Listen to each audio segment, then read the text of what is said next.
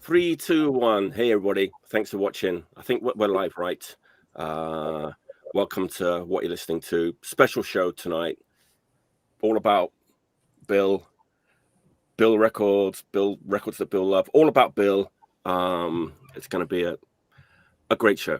It's going to be a great show. I'm looking forward to it. Rachel, thanks for coming on, and Al and Eric and Jim. It's a pleasure to have you on tonight. We've got 4 records each tonight, maybe more, all connected with Bill in one way or another. I'm going to do the housekeeping first. The housekeeping is a little bit different to usual. So if you look in the chat, there's a couple of like pinned links. The one at the top, I don't know, Rachel, if you want to say anything about the garden kitchen link. Yeah.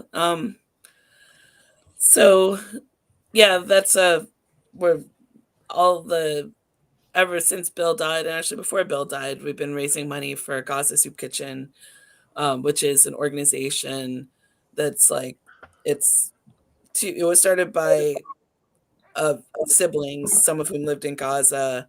One of them lives in the United States and works for UNRWA, and they've been able throughout all of the like blockades on aid over the last couple of years, been able to source food within Gaza, get food into Gaza, and feed people on the grounds, thousands of people every day. Since like these mutual aid organizations, since they're on a small scale, they're able to work around these blockades. And yeah, it's just an amazing organization. They do amazing work. They're feeding people who are starving, who are being deliberately starved.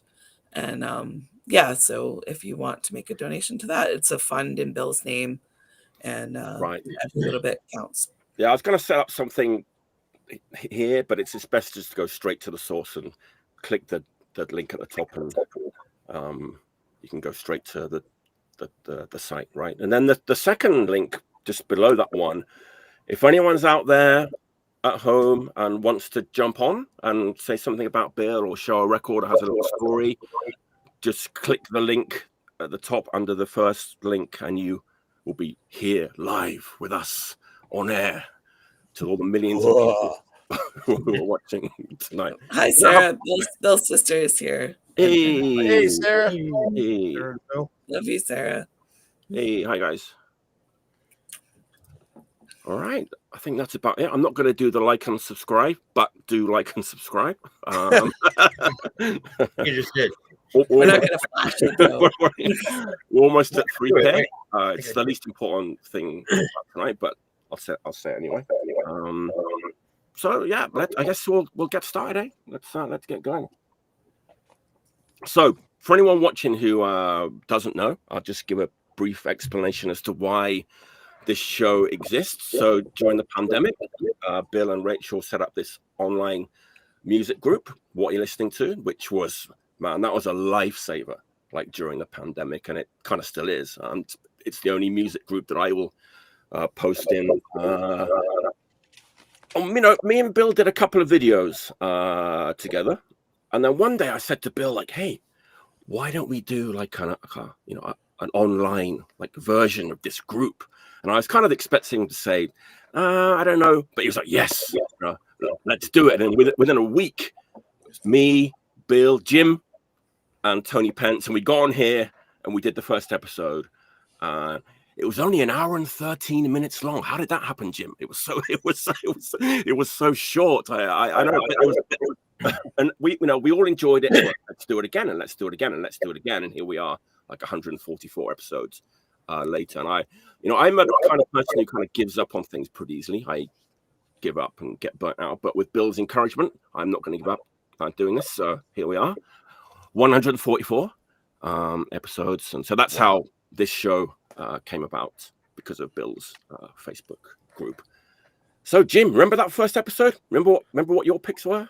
I can't remember what off the top of my head. I remember the first pick. It was the Screaming Lord Sutch record was your first pick. The very first pick on the first episode. But it was the what? Screaming Lord Sutch. Oh, Screaming Lord Sutch, because it was Halloween. Yeah, there you go. That was your first and you were pick. Surprised. Yeah, that was a good pick. That was the very first pick. But we're not talking about Jim's picks. We're talking about Bill's picks. And Bill's one of Bill's picks on the very first show was a band that I'd never heard of, and he introduced this band to me. The record he showed was this one, actually. The Ausmuteants. You know, a group that I had never heard of and probably wouldn't have heard of if it wasn't for Bill introducing this record. And it's Australian synth-driven snot punk classic. I think this was Bill's like round 3 or round 2 on the first show. Oh, what? Amazing. So I was like, man, I got to track down some of this band's records because of Bill's words and his recommendations. So I've been doing that. So I got this one as well, which is great. I think this is the like demo tape, I think, put to vinyl, if I'm not mistaken. I'm not sure. And then I picked up this one, The Order of Operation, which is also pretty good record. But my like official pick for the list is going to be this one. I think this is my favorite one. This one, The World in Handcuffs. Nice. Can you see this one? I don't have that one. It's just like a kind of concept album about like he's like in the shoes of a cop, and it's very kind of it's like it's got the same songs on both sides, but in a different order. And on the A side, there's like these little skits between each song where he's like talking about, you know, the life of being a cop. And great band. Yeah, a band that I would never have found out about if Bill hadn't talked about them on this show. So my first pick. Are there any more records in the house, Rachel, of Ausmuteants? Do we have any other ones? Possibly. We have some 7 inches for sure. Okay. I'm not sure if we have any other LPs. Yeah, I'm not gonna like talk about like and explain this record too much. Like it's Australian synth. Reminds me of the Crucifix a little bit, actually. It's like really snotty and sarcastic and nihilistic. But this is my favorite of the Ausmuteants records. So yeah. That guy likes to write about cops a lot. There's an Alien Nose Job Cops 7-inch, which I think I might have showed before. It's the same guy, right? Yeah, Jake Robertson. I think. Jake. I think this one, like Sean Connor, the guitar player, wrote the whole concept. A Pist take look on life from the perspective of a police officer, and it's just a great listen with all the little skits and stuff between songs. So thanks, Bill, for the recommendation. This has been spoiler alert. They don't like cops. I mean, I haven't heard this one. This one might be pro cop, but all right. One of many bands that Bill has introduced me to over the years, but that was the very first one on the very first episode of this show. So there you go. Yeah. All right, Rachel. Okay. So Al, pick a number between 1 and 25. 1 and 25. 1 and 25. 14. Okay. So what I'm doing is every music reminds me of Bill. So I was getting really overwhelmed trying to decide what the hell I would do. So I'm just going to show you things from Bill's record collection. Nice. And you've just chosen a square in record shelf number 1. Wow. So I'm going to go look at that square and just grab the first thing that looks that makes me think of Bill. And actually, I already see it. So nice.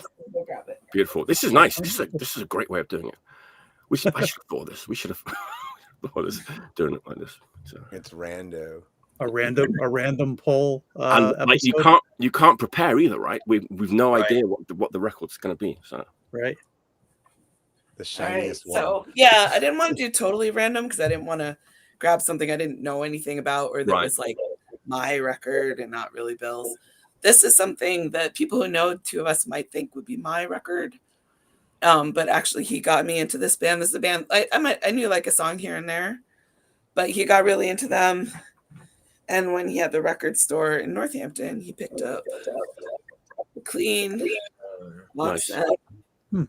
Really good New Zealand, like, I don't know, what would you call it? Like poppy punk, kind of indie popish, artsy, catchy has some things in common with actually, I think, with like Ausmuteants and Alien Nose Job and things like that. This kind of like, I don't know what to say. Like, it's an Antipodian Saz. But yeah, a classic. I love this record. I mean, it's 3 LPs. I think it's on Merge. Yeah, it's on Merge. Wait, is it 4 LPs? Wow. Damn. All these. But yeah, it's a really cool collection. It's just about it's the anthology, so it's like about everything from the 80s. Anyway, I don't know what else to say about it. Wow, I think we can like already. Well, I mean, Bill had a very like wide range of taste in music, right? I think Yeah, he really did. Which we'll discover. I've seen that record before, but I've never heard it. Yeah, me neither. I was like, oh yeah, that looks familiar, but I don't think I've ever listened to Their that. hit is Tally Ho. Check out that. If you like that, then you can continue. Okay. They get pretty weird at points. But yeah, it's really, really good. It's like, I mean, the thing that almost everything that Bill liked had in common was like catchiness, you know? Yeah. Like he heard like he lived for like hooks and fucking for things to be catchy and things to rock, and they didn't have to like be aggressive or heavy. Right. In order to do that. And they could also be like incredibly aggressive or heavy, but like if it didn't have like hooks, like he probably wasn't getting into it, you know? Right. Yeah. Right. That's something he and I discussed when we were forming Caustic Christ. Was both Bill and I were very adamant about like, okay, we can be fast, we can be heavy, we can be hardcore, but we need to have like choruses, you know, because we were feeling a lot of punk bands at the time were just, you know, the vocals were just and that's it, song's over, and like we got to have like that AO, let's go, rise above, like that chorus, that sing along chorus that sticks in your head. So, you know, you saying that Bill really liked hooks and catchiness and stuff like that, you know, I can back that up. You know, because we talked about that many of times, you know, and that was like, you know, one of the stipulations of this band. We're like, we got to, you know, we all love Discharge, but Discharge still had hooks and catchiness and chorus, sing along choruses and chants, and you know, so yeah, Bill knew music, that's for sure. Yeah. Structure, songwriting, all that. Sure. All right, Al, what's your first pick? What you got? So, yeah, speaking of Bill knowing music and knowing how to write songs, this is going to be my first pick. The TSS cassette, which was not Bill's first band, but I'll say probably his first real band that actually like played shows and released, you know, media. They did 2 cassettes, and Bill was the guitarist. Rick was also a guitarist, Rick Abbott, who became the bass player and started.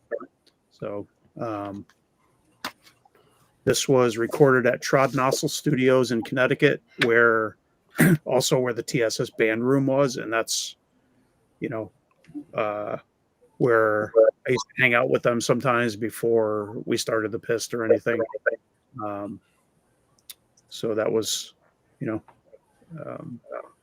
I have a lot of good memories of that time frame, like just getting to know him and, you know, the other people in the band, the singer Sue and Rick. And they had some great songs on here, like Dickhead. There's one of my favorites on here is the chorus is I used to shoot heroin, now I shoot Italian men. But I think my favorite on here, and Rachel sang this at the memorial in Connecticut, was Hallelujah, which the Pist ended up doing a cover of, and it's on that collection that we put out, that Havoc put out a couple of years back. Yeah, I was just thinking about that because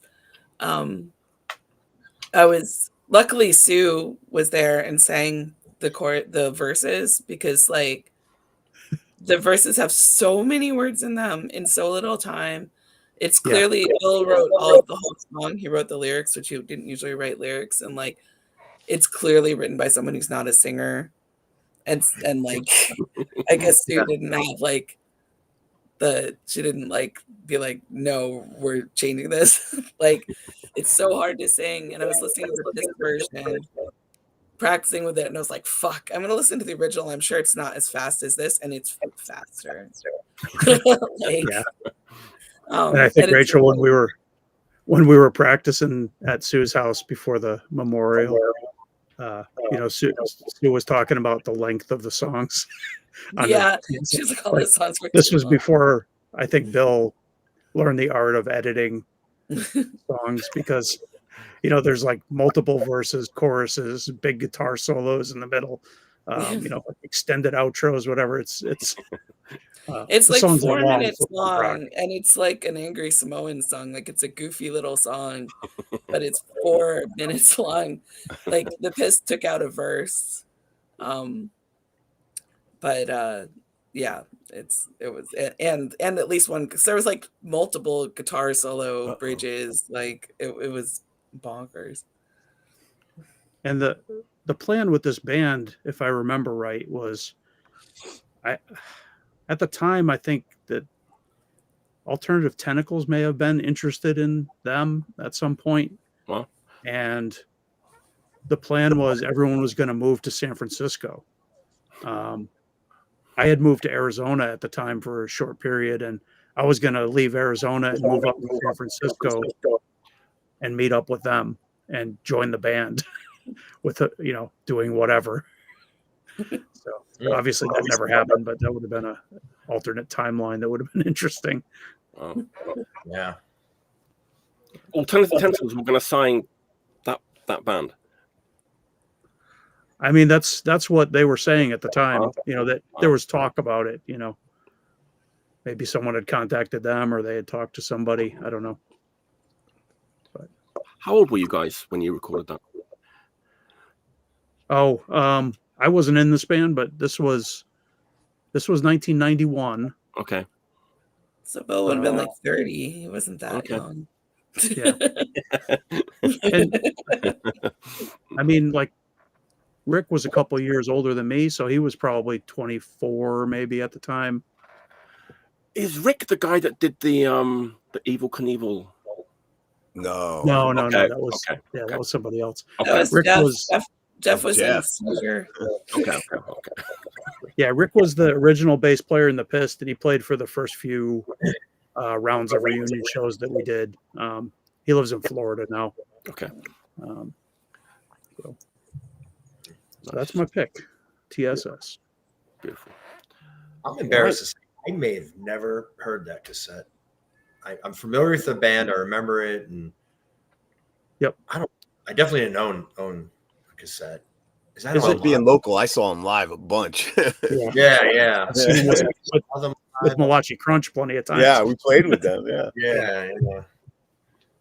Yeah, I don't think they were super well known outside of Connecticut, though. No. Play New York? They had to have played. Yeah, I'm sure they did. They played ABC No Rio with the Denied, actually. Okay. And the Blanks, I think. Oh, Blank 77? And their drummer walked out before the show. And the bass player had to play drums. They kind of pulled a switcheroo and like just all swapped instruments. Got through their set. Wow. Rachel, do you know if Bill ever had that digitized or has any? No, someone put it on YouTube.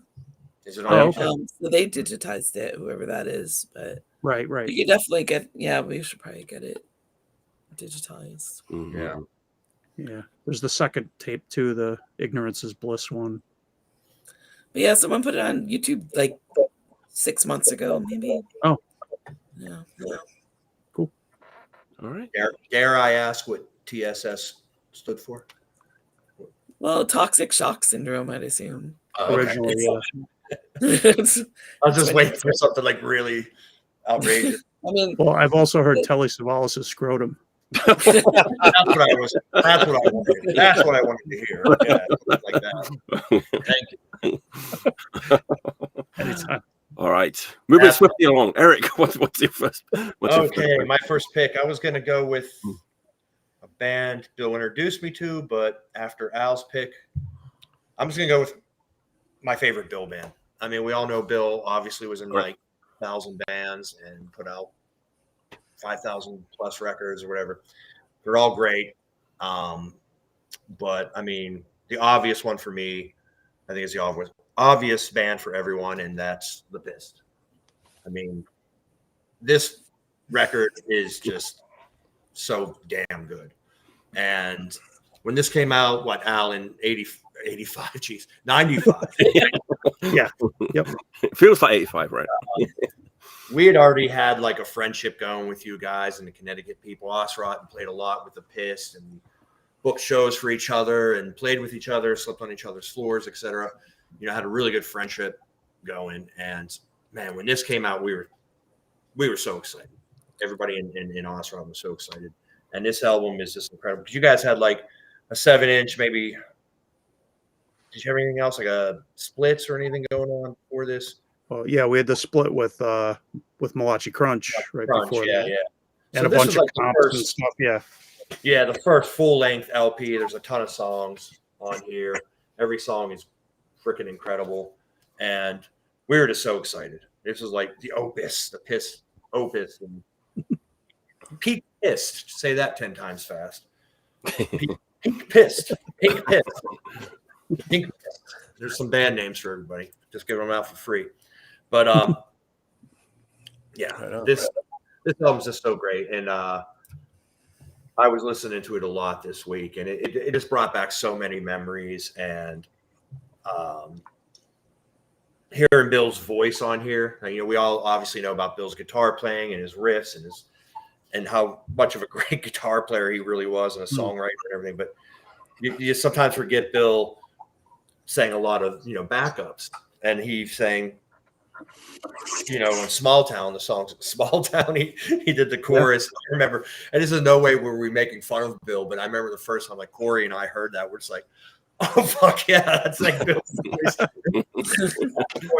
We're like, and we would just imitate it, and we're just like, that's so fucking awesome. And I remember him telling me about, was it the first song, Still Pist? The guitar intro, he actually recorded with like his nephew's toy guitar of some sort, like a little plastic toy guitar. And it actually sounds incredible. And I remember him like, he probably gave me this record. Like Bill gave me so many, any record he was on or put out or any of his bands, he'd be like, here. And I'd see him at a show. And, you know, it kind of looked like this. He'd come at me here. And he was telling me the story about, he's like, oh, listen to the intro and the guitar riff, you know, I'm playing on this like toy guitar, and I was like, okay. He was so like stoked about that.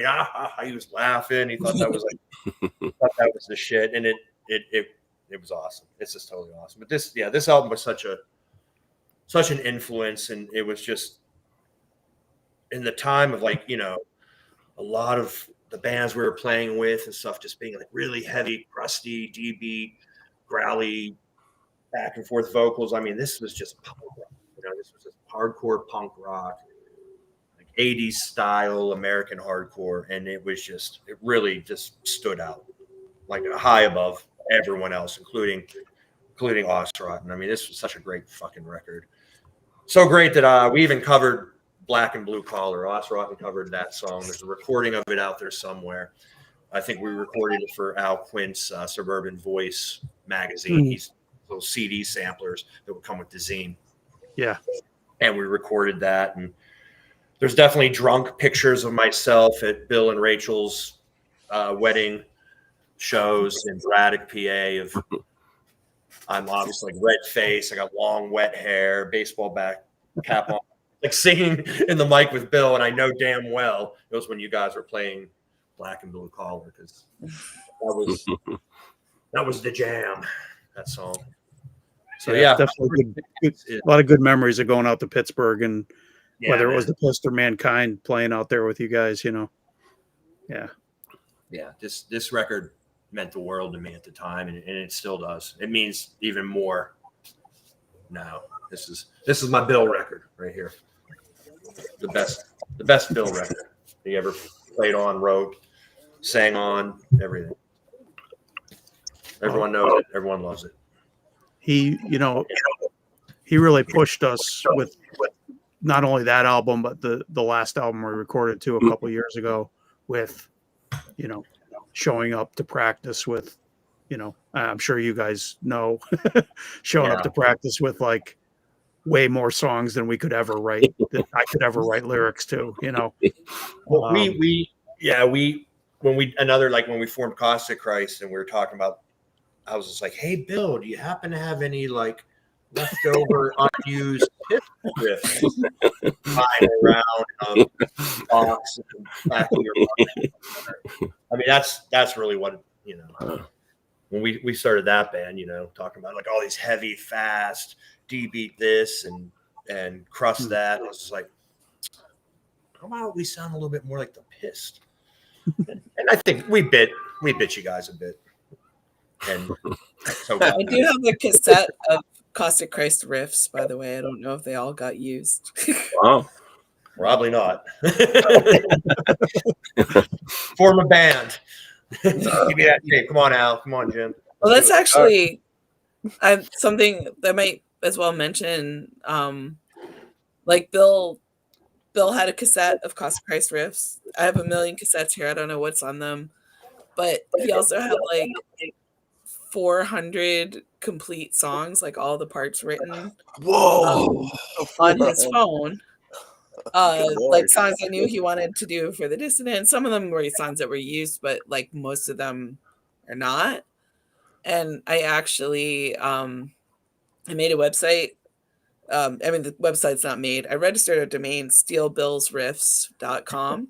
Wow. I want to put up like all the songs, and if people want to use them, they can use them. Just credit awesome. Bill and let us know. And yeah, if any like friends want like early access for your bands, let me know. Wow. Interesting. That's Very amazing. cool. Wow. I love it. Beautiful. All right, Jim, what you got for So us? is this anything goes? We're kind of And anything subject fancy. matter Anything around? fancy. Anything fancy. I'm so used to Mike's regiment. I'm kind of being quieter tonight, so I'm just letting you guys talk more. But do it. All right. Well, whatever you want, Jim. I think I'll go with a Bill record, because that one of my favorites that he played on, and it's a good segue from Eric. But I'll go back. I'll back that up with the second Pist There you record. and having eulogized in the last few weeks and everything, you guys came back, and it just wasn't. You were reliving the first record. You made an entirely new record that stood up all on its own. It has its own feet. You weren't like living off the first record, and I don't know if that was the intent. I mean, behind the scenes, I'm trying to get That's okay. There you go, Jim. but I was just blown away, and especially when you first played it for me, Al, the top secret Jim Martin song, but which is God, that still kills me, but in laughter, but it stood up on its own. It's its own animal away from the first record. That's what blew me away about when I finally got a good listen to the whole thing and the heaviness of it. I was expecting when I first heard it, I was like, is it on the wrong speed? When you gave me the test message, I was like, no, it was heavier. I was like, oh, but wait, it's good like that. It's like, but wow, you know, and timely, and I'm very impressed and happy. I was extremely happy that it was this new thing. You know, sometimes when bands come back from being in mothballs, you know, and they're just trying to like open up the direction that they were in 20 years ago, and it might not, you know, sync up with what's going on in the world now, you know. And it did, you know, and it took the water, you know, and you guys got out there and you hammered it down, man. And it was like a conspiracy behind it. You know, you had Felix, you had Jack Control, you had your boys in Philadelphia, you had, you know, kudos to you guys. Yeah, in LA when we were all hanging out in LA, you know, it was like, wow, man. And I'm quite impressed by this record. And you know, like I said, you know, just thanks again for writing a song about me. You know, I still get questions about it. You know, it's like, did they lose a bet or something? You know, it's like, what? But because they don't understand love. Oh, I know. Well, you said it best in England, Rachel. I said, I got a lot to live up to now. And you were like, you already did. That's why they wrote a song about you. But I missed that. But this is a great sounding record. The production on it is awesome. You know, nothing was overlooked. Well, on behalf of the band, thank you, Jim. Yeah. Yeah, I mean, you know, the experience of being kind of back together as an actual band was so amazing over the last couple of years. Like, just the songwriting process and everything. Like, I think we've all, you know, grown and matured over the years, you know, somewhat. You know, and I think also like Brian being, you know, a way better drummer than he was back in the day. You know, he did a great job, you know, on the early Pist stuff, but, you know, I think he really stepped up, especially after having played with War Games for a few years and, you know, really got his chops, you know, and having Aaron, who, you know, is a bass player, you know, no shade to Rick, but, you know, Rick was a guitarist playing bass who, you know, he was playing along to whatever riffs Bill was playing. He wasn't like writing bass lines really. I think the only real bass lines that were in the songs Bill wrote, but in the old days. But also, you existed doing these reunion shows, you know, like once or twice a year, if that, and then all of a sudden you're writing a whole new album instead of playing all those old songs, you know. Yeah. So it's pretty wild, you know.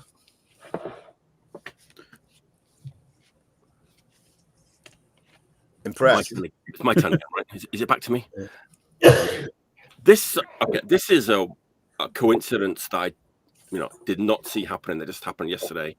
I went to Punk and Destroy record store here in Osaka, best punk store in Osaka. They have a huge sign outside, and like, oh, I'm getting some echo. And then the sign is full of like band stickers. It's just covered in stickers. Oh, some of them are old, some of them are new. There was like DSB sticker on there, Warthog sticker, Nightmare, blah blah blah. And then I looked. Hang on a minute. Right in the top hand, there was a Still Pist sticker, which looked like it had been put there like quite recently. But was it the band Still Pist? Do you know about the band? Is there a band called Still Pist? They suck. It's gonna ruin my story now. They are, I think, named after the Pist song, but frankly, they're like awful. Okay. Yeah. Oh, okay, let's get to the story. Yeah, okay. But I didn't know about that. But that happened. This isn't the main part of the story anyway. The main part of the story is the next part. So I went down to Punk and Destroy. There was this record on the wall that kind of looked really cool, and I was like, yeah, I'm going to buy this. Mysterious looking record. This is the record that bought. Oh. And took it home like last night and played it and really liked it. And Like, there's really not much information about this band. The band's called Shafrah. There's really not much information. I know where the story is going. Okay. So really, they're just like the record label, like Blurb, ST, what's the record? Saalepower 2 Records, their little description, and then there's a few record stores that kind of copied and pasted that for their like website. That was about it. Then I scrolled down a little bit. I was like, oh, Maximum Rock and Roll have reviewed this record. Let's go and have a look and see what Maximum Rock and Roll said about this record. And I read the review, and this is the review. It says, I really don't know anything about this band, as I didn't either, other than they play hardcore punk, a little melodic at times, and some real boot stompers at other times. I'd even go as far as saying that at least one of the songs remind me of the kind of hardcore that Boston Strangler is known for. They also play some fast hardcore and some well thought out melodic punk, kind of like what Chain Cult is known for. This is a very enjoyable record, and I'd love to see them live. Signed, Bill Chamberlain. Like February of this year. So I was like, okay, this is as much information I'm going to get about this record, and it came from Bill himself. But hey, Rachel, I know you love reviews and like what people say about your band and like different comparisons to your band. So I was like thinking, Bill, like Boston Strangler, because I was like thinking, to me it sounded more like Lebanon Toten or like a kind of like a less noisy version. But it's like, this isn't really about what this record sounds like, but it was just funny, like, because I was like, okay, I didn't like hear what Bill had said about this record, but I thought it was just funny because I was hearing different things. But so if you don't want to check out a band that sounds like Strangler, Chain Cult, Lebanon Toten, Haram, or Toxic State Records, pick up any of those bands. This is what this record sounds like. But I just thought it was so amazing, that coincidence of buying this record, and then like Bill was the person who wrote about it, and it was a nice little unexpected coincidence. I'll admit I read that review and was like, you disagree with it as well? Anyway, it's a really nice moment though. It's like, it was funny because it just got me thinking about, because I know Rachel, you often talk about like how people talk about the dissidents and the different like comparisons you've got to different bands, and it just reminded me of that as well. So it was a kind of fun moment last night that was kind of unexpected. But this record would kind of work on a regular episode actually, because no one's showed this record yet. So check out this record. It came out last year. Shafrah, sounds like Boston Strangler, Chain Cult, and insert any band that you like. What did you think of this record, Rachel? What you've listened to it, right? Yeah, I really like it. I haven't listened to it for a while, so I can't say how it sounds more like Boston Strangler or more like Lebanon Toten, but it was funny though, because I wasn't angry, but I was like thinking this guy doesn't know what he's talking about. And I said, oh shit, Bill. It definitely kept our review copy. That was a nice unexpected moment. All right. That's pretty funny. All right, Rachel, what's your... Okay. So, Jim, can you please pick a number between 1 and 24? Get up. 23. Oh my God. Oh, wait, no. Oh, you're one off from the 10-inch square. I gotta go down on the floor. I thought. Oh yeah. Like, oh, sorry. She picked 2. She had to get in the car and go down the street. This is actually a great idea for a podcast that I might steal. Pick a square, number the squares in your collection, and then someone picks a number. It's like Hollywood squares. Right, exactly. Paul Lynde. George Goebel. All right, I'm gonna pick this one. Okay. I'm gonna pick 2 different ones. Okay. All right. Brian says he was terrible back in the day. Oh, Brian, you were fine. in trance, but scorpions are. All right. But because Classic. Yeah. I hear it every apparently day on I'm the gonna classic rock insist station. on non-punk picks this whole night because this is an immensely important artist to Bill and to me. Gil Scott-Heron, Oh, especially Wow. when he's with Brian Jackson. This is Winter in America. The song Winter in America is not on this, but it's a good song to listen to right now if you want to just wallow in like the horrible state of the Yeah, world. we're living in it. But I love, and Bill really loved like, I mean, he thought he always loved like the song that's on The Revolution Will Not Be Televised, Whitey on the Moon. Or Oh, John yeah, that's a Pittman, good one. Sister Nell, and Whitey's on the Moon. Whitey's on the moon. And yeah, Gil Scott-Heron is just like, he's such an amazing poet. He was such an amazing like political mind, like sharp, satirical, and then also like a beautiful singer, like a beautiful, soulful singer. Brian Jackson was like an amazing like instrumentalist and arranger, and like together they just made these like fucking killer records that are like so angry and so beautiful and so sad and just like you know, like funky and like inspiring and just the best. So that's my pick. Gil Scott-Heron in general, we've got like 8 records or something, 10 records. Rachel, did you show that record before, or was it Bill who showed it? It might have been Bill. Okay. I think I might have shown Secrets before, but I'm not sure. Okay. Secrets is kind of my favorite. Has 3 Miles Down on it about being in a coal mine. I can't remember what's on this one. I just grabbed it because I thought of the song Winter in America, which isn't on this. That's how many. This is a random. So, how many records are there? How many bands are there that have a song that has the same name as an album, but that song is not on the album? Because Queen, It's Your Heart Attack. Yes. And Gil Scott-Heron and Brian Jackson, Winter in America. Is there anything? Has anybody else do that? Yes. I think I have a Sam and Dave record called Soul Men that does not have Soul Man on it. That's kind of funny. But that's probably like a compilation or something, right? Yeah, it might be. Yeah. There's an obvious one. It'll come to me. Well, you got some time. There's another one. Oh, I can't think of it. Yeah. I think Bill showed Mike. I think Bill showed one of his records the last show I did with him on here. And actually, I don't know why they're not actually easy to find.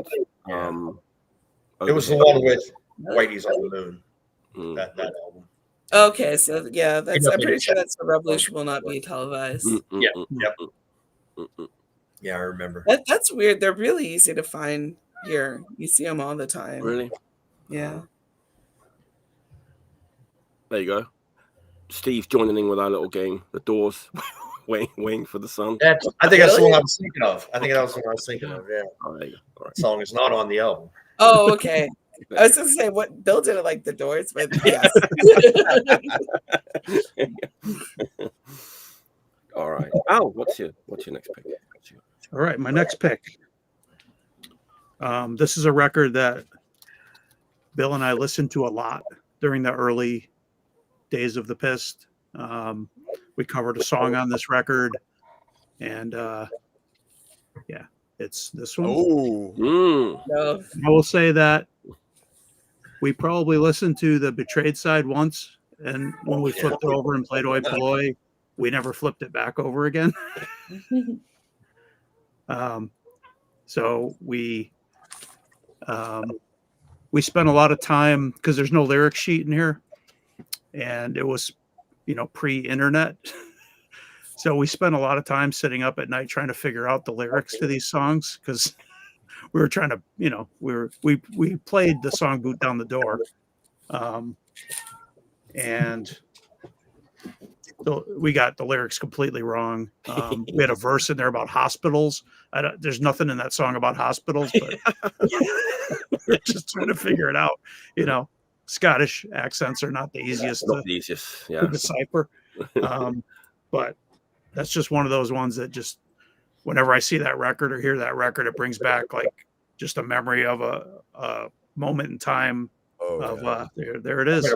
So now I remember sitting in his apartment. He used to live in an apartment right across the street from mine, so we used to just walk back and forth all the time to each other's places. And his was much bigger, so that was kind of the gathering spot for everybody. So we'd put on records in the living room, and everyone would hang out. But yeah, we stayed up late at night just trying to decipher these lyrics, listening to the tapes of that record in the van all the time, driving around. Yeah, in that series, that's probably the best side of that whole series. Yeah, of those splits. Yeah, I mean, you could put, Unite and Win LP. We listened to quite a bit too, but I think the 6 songs that are on here were kind of the winners for us. Right. And that version of Oi Polloi, that was still kind of, I don't think they were necessarily sounded like Oi. They were a little rougher around the edges, I guess, a little more hardcore sounding. But, I definitely prefer that. Like, I like their later stuff, but this was, I prefer this. Yeah, I'm going to listen to this later. Oh, no. I've thought about that forever. That's definitely a Bill record. Yeah. And they did something to the samples on there where they sound huge. Oh, yeah. The sample, it kind of echoes. Same 2 policemen. Yeah. Same 2 policemen. Oh, great. Uh-oh. Is that what you have, Rachel? Oh, Brian. I got something, the... Brian, but it wasn't COVID. Oh, I did not get COVID. Damn it. I didn't get it. Knock on wood, yeah. That was a great opportunity to get COVID, I will say. It sure was. We were sure jammed in there. Mm-hmm. All right, Eric, what's your next pick? Shit. Okay. So the Oi Polloi, but no. How does everybody have the records so close to just grab them when people mention them? Because we don't have a lovely a gimmick. Yeah. Mine are out in the car. All right, I'm going to go with a record that Bill turned me on to. Never heard of this band, obviously, so I never heard of the record. And he gave me a copy of the record. And Al, you know this one for sure because you showed it on this show before. Oh, hell yeah. There it is. Good one. There it is. That record's fucking great. The secret ingredient. Very underrated. DMA. Yeah, Bill introduced me to that band too. He told me about this band. I was like, I never heard of them. And he's like, oh, they're awesome. And this is like his beater copy. He had a couple copies. And this one's like well loved. It was definitely partied on. The cover's pretty beat up and seam splits. And the vinyl, I played it the other day, and there's some crackles, some surface noise and stuff, but who cares? It's so sentimental to me because he gave this to me, Oh, I think nice. he up at maybe, I don't even know if we were doing a band yet or may have been the tail end of Lost Rotten or something, but I don't know. He just like showed up and gave this to me to practice. And I'm looking at the artwork and I'm like, what's for dinner? I'm like, okay, Bill, sure, thanks. I'm gonna play this right away. I was expecting some like goofy new wave or something. I didn't know what to expect. Mm-hmm. And he's like, oh no, it's punk. It sounds like Angry Samoans. I'm like, okay, go on. And it definitely does. It has, I guess they're a New Jersey band, and it's kind of like not really like joke punk, but it's definitely got some like goofiness and silliness to it. And any form of like politics or like in a goofy way. Like they have a song called Nancy. It's about being in love with Nancy Reagan and etc. And they do a version of the Mary Tyler Moore Show theme. And it's a great record, and it's kind of in that vein of like Angry Samoans or maybe like Dayglow Abortions, like slightly metallic guitars. Like the guy who played guitar in this band definitely knew how to play guitars, like a lot of like metal leads and heavy riffage and stuff. But it's very punk, it's very melodic, just like it's kind of like what was that Jersey label? Mother. Yeah. The Worst. Kind of along that vein. And again, I haven't listened to this in a while, and I pulled it out earlier this week when I was trying to choose my records, and it has Bill all over it. I mean, he was stealing riffs from this for the Pist, for sure, not blatantly, like no chord for chord, but there's definitely a lot of Pist in this record. I can definitely, he was influenced by this musically. And when writing Pist songs, and it's just such a great record. I think I'm going to try to get another copy so I can actually upgrade so I can play it, because this one is pretty beat up. But I'm going to hold, it's a sentimental. I'm going to hold on to this because Bill gave me this out of his collection. And yeah, this record is just so great. It's just snotty punk rock, So yeah, that's definitely like no one's heard of, like barely anyone has heard of it. It's like how many records can you pull out like that haven't like been rediscovered? It's just one of those, like, just when I thought I heard of every band, or at least heard of them, if I never heard them or didn't know the record, oh yeah, I've heard of them. This one came out of left field. I had no clue. And what's funny is, go ahead. I'm sorry. I was just going to say that later on they had that record. Was it like Beach Party 2000? That like it was in every dollar bin for like 10 years. Yeah, and it was not good. Yeah. It's kind of more like a metal record. It reminds me of another dollar bin classic. Remember The Beast? The Beast. I was just gonna say that was in every dollar bin, and that big face on the sleeve is always staring at you when you flip through the green letters.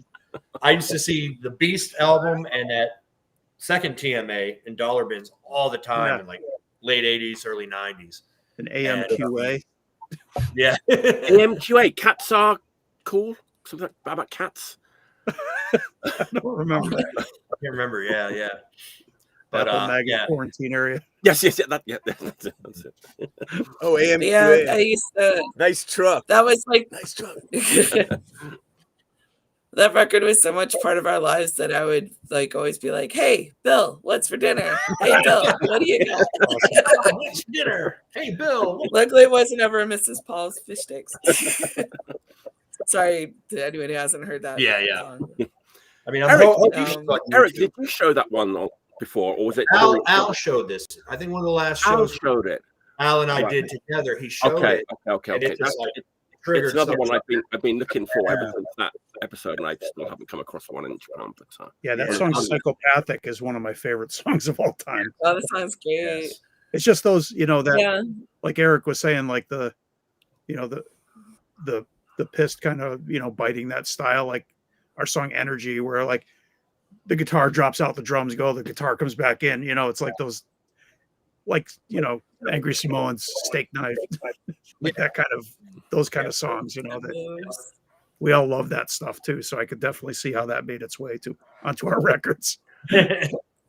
Oh, for sure. I will say, speaking of Bill like stealing riffs, which he would fully admit, he met Bones from Discharge when Cost of Christ played with Discharge, and he was like, "Man, I stole so many riffs from you," and like Bones gave him a big hug. Yeah. But I was listening, so I've been listening to Burned a lot because the Brood covered Burned at the Memorial show last week with Corey and Eric in the room. It was like everyone was afraid. Taking notes.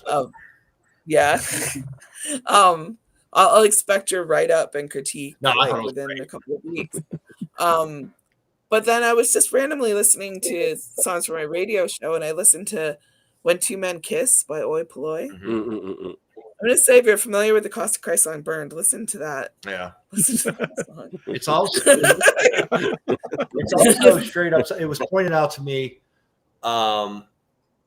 that, do you remember SOA covering UK subs on the Flex Your Head comp. They do a version of Disease. Give me disease. Give me disease. And it's straight up like the same riff and the cadence and the vocals and everything.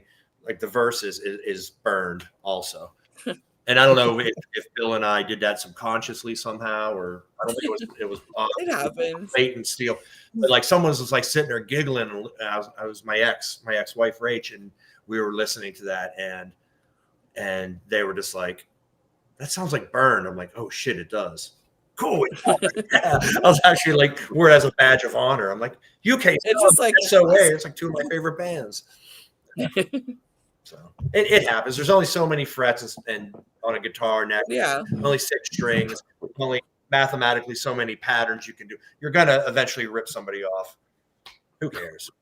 You might rip yourself off. You're gonna do it well. I mean, Yeah. Exactly. but yeah, this record's great. TMA, What's for Dinner? Thanks, Bill, for turning me on to this band, giving me this record out of your collection. I love it. I cherish it. Awesome record. Beautiful. All right, Jim, what you got for us? Frozen. No. All right. Well, when Bill went over to the crustier side of things, when React was going, and then we had this side project called Scarred, and Bill said, "I got this record. You're really gonna like it. You should check it out." And I was like, "What?" He goes, "Remember that band Asocial?" I was like, "Yeah, the old Swedish band Religion Sucks." And I was like, "Hell yeah, that's a great record, And he goes, "You really got to check out this record." And I had heard, the internet wasn't really prevalent at this point. This is like late 90s. And I'd seen the name Uncurbed on like Distortion record lists and stuff, but I hadn't really listened to them. And this record just kind of flew off the turntable. I was like, wow, what the hell? I think it's the drumming. But Uncurbed, this album is great. And it's powerful. It just, like I said, it pretty much was like a cartoon. It was like, whoa, it just kind of flew off the turntable. It was like, it's a powerhouse. It really is. And it's not lost in any kind of, distorted mud. It's a well-made record. And it's funny. I mean, if you read some of these song titles, A Taste of Tomorrow, Anarchy and Peace, brothers and sisters, Liberation Hippies. And then on the front, it's like some nudist colony hippie, living in a squat. So what? Yes. I mean, look at me on a shining star living in a squat, and I don't care. Yeah. I've been fortunate to tour through Europe in late 80s, early 90s, and I totally get it. Yeah, party punks. I mean, that's the best, right?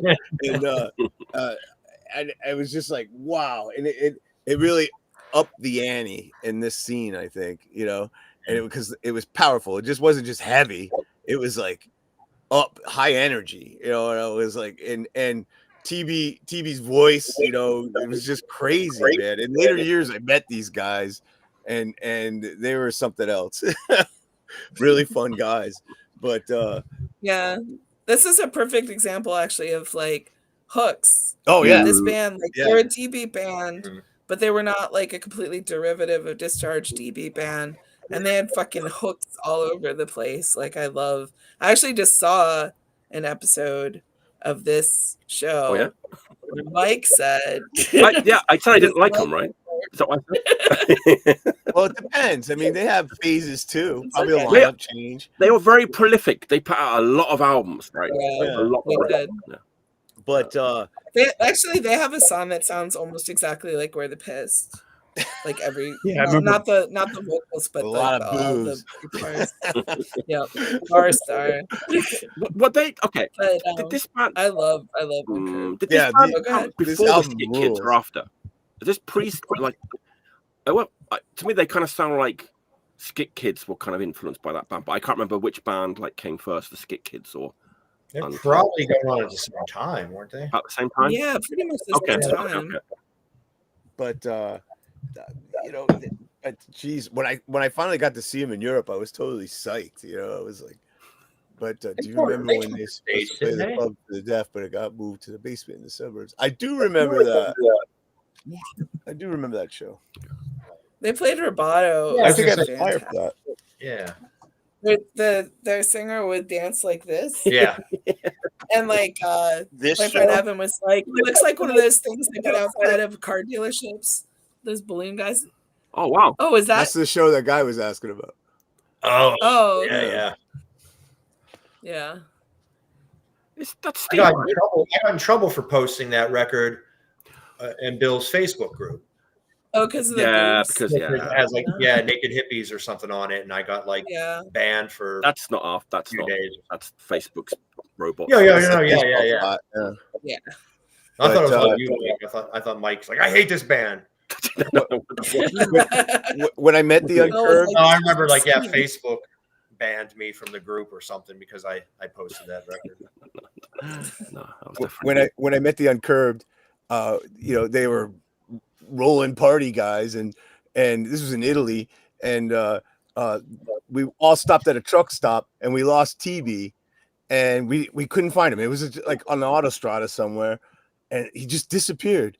And I was with After the Bomb, so we went ahead. We left, and the rest of them were looking for TB. Like, what happened to him? Like, we checked the men's room, we checked everything. They found him 3 miles away, sitting on a porch with an old man drinking a bottle of water. and I remember one of them going, "Our singer's an alcoholic." They are party punks. Yeah, definitely. But good guys. They were very nice guys. Yeah. But Uncurbed. But that sound, though, I heard Bill bring a lot of that sound around when he was here listening to those records.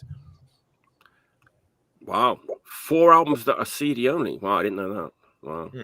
Yeah, no, they're massive. They have a lot of albums. Oh yeah, they were. And they've reformed recently. Yeah. Wow. And that's my pick. Nice. Everyone may or may not know that I live in Japan. I've been in Japan for like a long time, 28, 29, 30 years. It took Bill to introduce me to a Japan. I know this Japanese band, but I had to wait for Bill to introduce me to this particular record that I had never heard of. Episode 6, he showed me this record, which is this one. I can't read it. Japanese. Yeah, it's it's Kuni Kawachi and Friends. It's basically the Flower Traveling Band. It's a Flower Traveling Band record that I had never heard of, despite spending half my life in Japan. Bill showed it in episode 6, and You had never heard Flower Traveling? no, I'd heard the Band, or you Flower never Traveling Band, but not this record. Like, I didn't, right. So I was like, they have more records. So I was, because I'm here, I was able to find a copy like pretty quickly, which was cool. So I was like, man, one of these days I've got to like repay the favor and show Bill like a Japanese record from this era that he might like. And I never got around to it. I just kept putting it off, and I never got around to it. So I'm going to show it tonight, and I think Bill would have liked this record. It's the Cosmos Factory. Wow. From like 1973. It's called An Old Castle of Transylvania. It's a kind of cult record in Japan. It's kind of very keyboard heavy, and that's a theme I'm going to be exploring in my last pick of the show tonight. Keyboard heavy band. But yeah, I was like, I've got to show this to Bill at some point on the show, and I just never got around to it. But okay, I'll try and describe it. Like side A, it's not that great. It's kind of a little bit mellow, singer-songwritery. But side B is incredible. It's kind of dark, heavy, like psychedelic Japanese hard rock from the era of that record. Everyone needs to listen to this record. I think Bill would have really loved it. It's like gloomy and heavy and spooky, and lots of Hammond organ, lots of kind of like amazing ripping psychedelic guitars. Really, my message kind of here is like, if you're gonna do something, like do it. Like, don't keep putting it off, because I kept meaning to show this record and I never did. So I'm doing it today. So everybody check this out. But this record didn't get reissued for like decades. It came out in 73, and it took until like, I think 4 or 5 years ago until it got a reissue. Cosmos Factory. That's a Creedence Clearwater Revival album, right? Yeah. This record doesn't sound anything like Creedence Clearwater Revival, but it's a Japanese cult classic, and I was like planning to repay the favor to Bill for introducing me to that Japanese record from the same time period, but never got around to it. So there you go. How about listen to it? I think one of the last times I was over your guys' house, Rachel, Bill and I sat down and listened. He showed me Flower Traveling Band. So I'd never heard them. Oh yeah, We're playing some of their records in the. I mean, yeah, just such an amazing band, and I was like, it took Bill to show me a record by them that I'd never heard of, even though I'd been in Japan for like 28 years. So, yeah. Cool. I think at the time he showed it, it had just been reissued. Yeah, and it got reissued in Japan too, which is like the version that I think it's like an HMV Records reissue or something from a couple of years ago, maybe. So, yeah. Thanks again, Bill, for all these recommendations. I could do tons of these, but that was one of the ones that I decided to show tonight. Cool. Cosmos Factory. It's a concept album about a castle in Transylvania. Who wouldn't like that? But there you go. Love a spooky castle. Yes. Who doesn't love a spooky castle? Okay. Eric, pick a number between 1 and 12. 1 and 12. 1 and 12. 1. Okay. Sounds like Boston Strangler. Boston Strangler. Boston Strangler. Whoa! No way!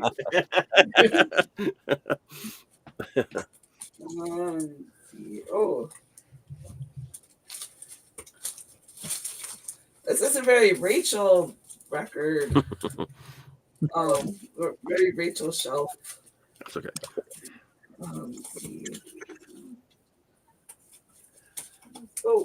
Oh, this is a good one. I was trying to find some punk, but whatever. That's okay. I don't think anyone's ever shown this one before. Oh, nice. I don't know it. The shoes. This actually, we had to grab something else. Want me to give you a different number? Would that help? No, this is not random. It's like restaurant. It's like ordering in a all right. restaurant. That brings to mind something that I wish Bill could hear. Like, let's see if he feels the same way about it. But this, this is another band that Bill got me into. Just like extremely chill power pop, kind of big starish. Yeah. Like so catchy, so good, so sweet. Shoes. And this album, I think they recorded in like their living room or something. It sounds amazing, like it sounds fantastic, but it's like a DIY power pop record. Yeah. They're from Michigan and they're from Detroit, Illinois, Zion, Illinois. But yeah, and this is a band that like I think this record maybe might cost you some money, but they're like they have so many records that are like a $5 record. Right. And I've yet to find a record by them that isn't worth owning. Like them, there's certain bands like that. They're just like, I keep thinking like this surely must be the one where they started to suck. No. And then what's that? That's a kind of pretty like a raw recording on that one, right? Even though it's recorded in there.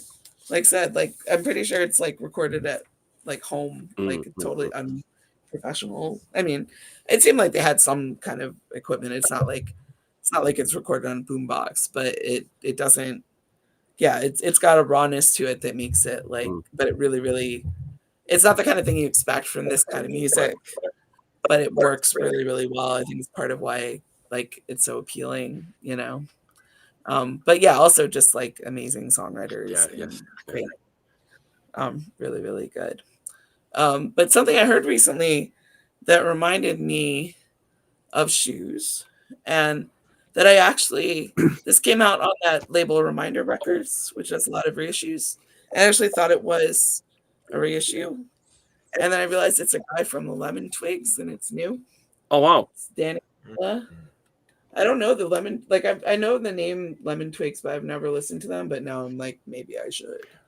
But this, like, you would if someone told you this was recorded in 1979, you would be like, oh yeah, of course, you know, or 1976. Like, it sounds like a classic power pop, like chill power pop, like shoes kind of record. So, and I think Bill would have really liked it. It's new, like it just came out. Yeah. You hit me to the shoes. I'm gonna listen. Shoes are amazing. Especially if I think that's the best one. But like Rachel said, I think all their records are good. But yeah, this one is definitely the best. But they're all good. The bongos are kind of like that too. It's like every single record is like good. It's good. Oh. That's Jackie O. Her show's on. She wants me to go watch TV with her. All right, Al, what's your next? All right, so aside from playing in all these bands and being an awesome songwriter and guitarist, Bill also recorded a lot of bands. He had his mobile setup and in the house that when it was the Pist house, and he had set up all his gear in the basement, and he was recording a lot of local bands. And one of our good friends and one of the records he recorded was this Kitty Badass. 385 seconds of Kitty Badass, because take off on the dills, 198 seconds. So these were I don't know if you guys have heard Kitty Badass before. I know Jim has. I'm sure Rachel has. I've seen him many times. Yeah. But they were a Connecticut band. Really like melodic, very raw sounding too. Like, they were not just like a pop band, but they had a lot of punk influence. They had great harmonies, kind of like harmonies, sort of like X, that kind of vocal style. One of the members of the group, Murray Gelman, was the drummer of our, What Are You Listening To group. He was the drummer. He's also sang with the band Seizure for a while. And after the first singer. But that was recorded in the Pist basement by Bill, among many other bands he did. Trying to think of some of the other bands he recorded. Did he do Puncture? I think he did the Puncture 7-inch too. Mostly all the local bands in those days. He did. Yeah. He did. It was like a revolving door, at that time. So then he had a setup in a rehearsal space in Meriden too, that he did some recording. He recorded one of my bands, God Squad. They recorded our 7-inch in there. Yeah. And Kitty Badass used to play in our basement too when we were doing shows there. We had some pretty killer shows. I was actually talking last weekend at the memorial show to the guys in Drop Dead, talking about when they played in our basement at the time, which was pretty crazy. Crazy show for sure. But yeah. Why do you think you were in Kitty Badass? I always thought you were in that band. So East Coast Panic was around the same time as Kitty Badass, and we used to play together all the time. It was like right after the Pist broke up. Yeah. And we actually came through Pittsburgh together. Okay, maybe that's why. Yeah, we played with who was it? It was maybe Disco Crisis. And we played a couple shows with Human Investment too. Okay. Back then, but yeah, that 7-inch. Yeah, I just always thought you were band. That's probably why if you toured with them, yeah. Our bands were together a lot back then, so like we definitely played Pittsburgh together, so I could see maybe why you might think that's probably it. Yeah. That's was the show that I got chicken pox at. I didn't get chicken pox, but at the show I had them going into the show and didn't know it, and we had to cancel the tour because I couldn't continue. Oh man, I remember Andy from Anti-Flag brought me to the hospital in the middle of the night because I was dying. But so Bill was an awesome engineer, I will say. Obviously having a great ear for music, helped, and also like just the willingness to record all these bands probably for nothing. Like I'm sure he wasn't charging anyone by the hour or anything. He's probably just doing it all for free. So really cool. Yeah, Bill was just that kind of guy. He was just so supportive of bands, scene, and everything. Yep. And also a note about Kitty Badass, they were awesome. They had a couple 7-inches, a couple split 7-inches, I think, and a full length also on Elevator Music, which is what the Ideas Are Bulletproof was on that label. Great people too.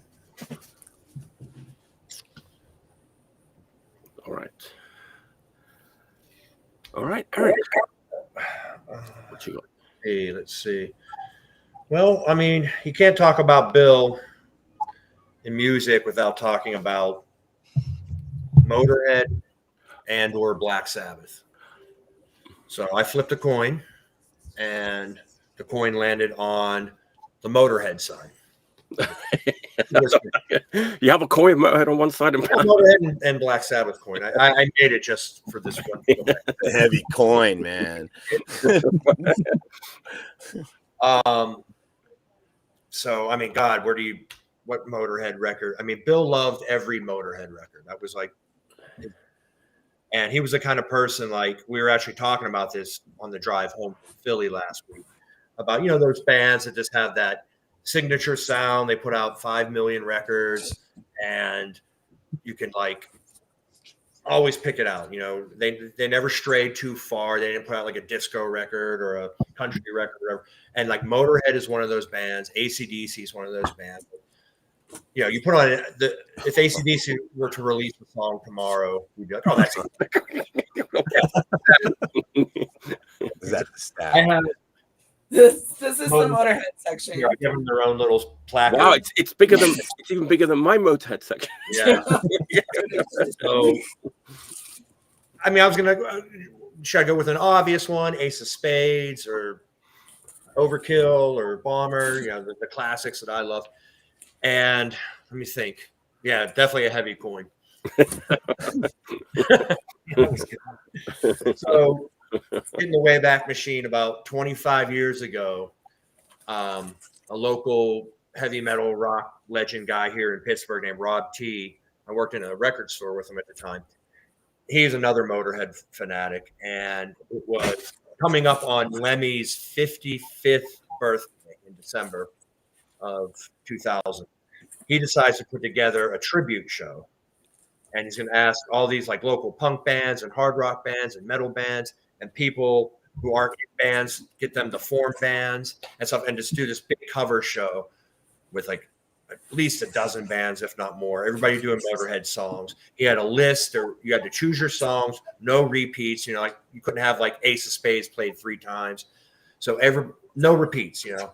So he asked like me or Ausmuteants, or and it wasn't gonna happen as Ausmuteants. This is like towards the end of Ausmuteants when Bill was in the band playing second guitar. So Corey, Bill, and myself really wanted to do it. So we're like, all right, we'll just like make a band. So we did a band. I did vocals, Bill did guitar, Corey did bass, and Matt G from Ausmuteants and Behind Enemy Lines played drums.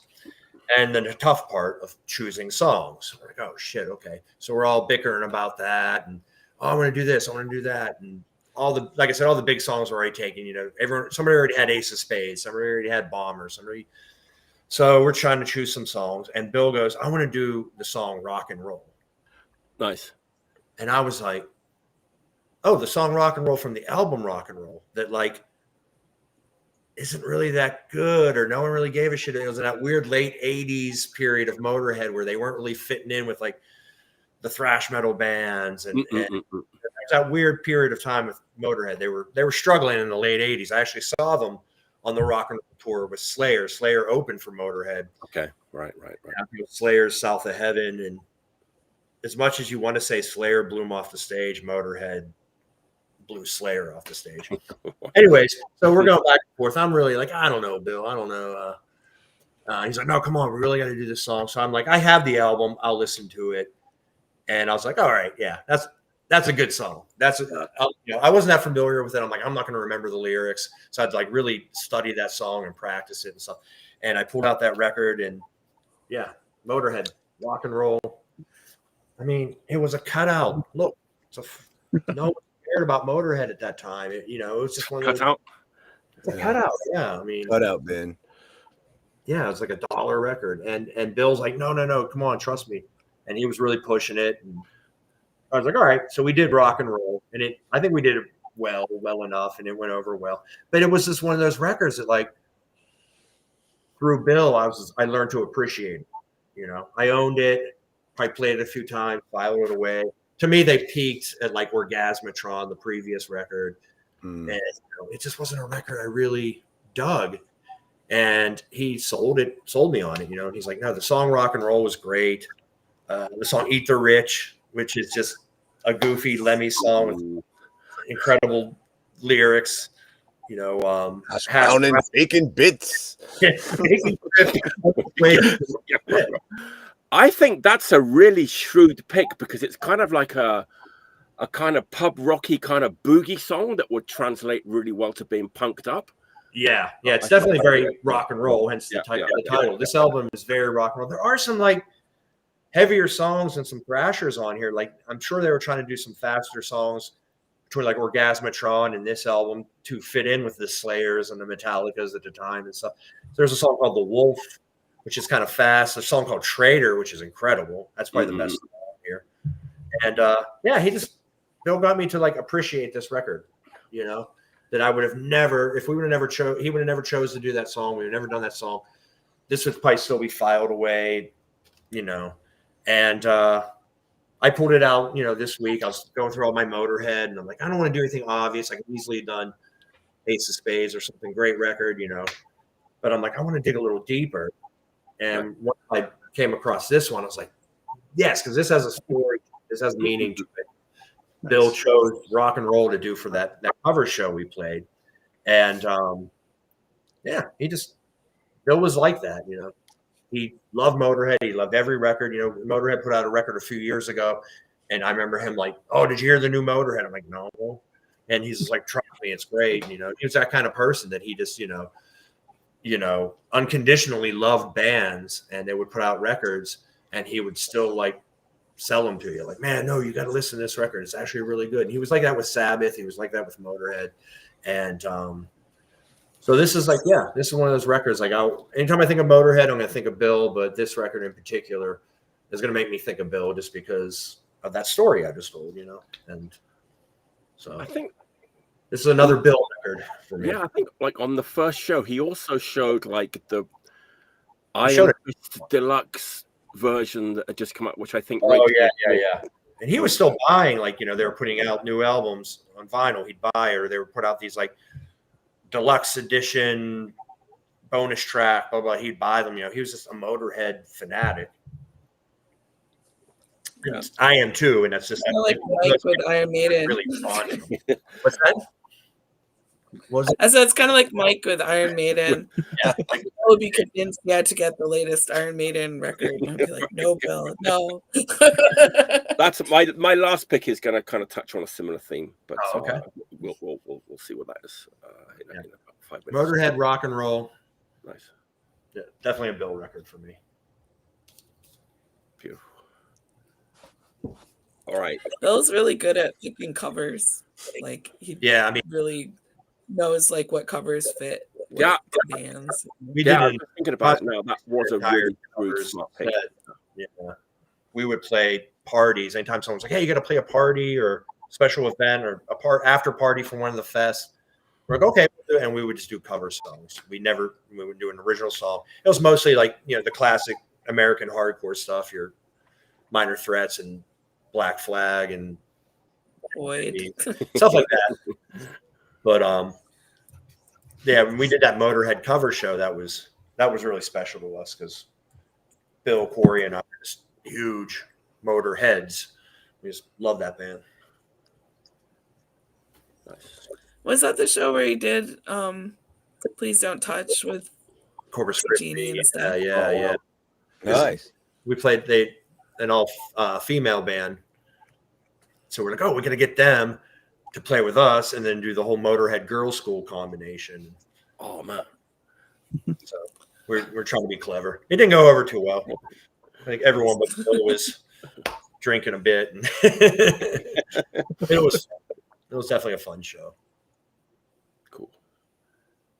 All right, Jim. All right. Well, you're giving me a nice segue again there, Eric. Beautiful. All right, I set them up because after like Motorhead and Black Sabbath, one time Bill was picking me up for something. He was over at my house and he was looking at my records, drawn to my record collection because what's Jim listening to? And he went, "This is one of the best live records ever." And he made me put it on, and we were late to wherever we were going because he wanted to hear it. It was this. Oh yeah. He loved this record. He always talked about this record. And he goes, "That's one of the best live records ever." And I also remember like being on the road, and maybe Rachel, Al, or even you, Eric, will know. Whenever we stopped at a truck stop, he was always checking out those cheesy truck stop releases. It's usually some bad country and western, stuff in there. And I remember him picking out a Uriah Heep. I remember him picking out a sweet one, and he would get into the van right away and put it on as soon as we were leaving the truck stop to get back on the road. He would open it up and put it right in, and this was one of them. He found a tape of this in the truck stop, and hey, right on. And and this was one, and Thin Lizzy Live and Dangerous.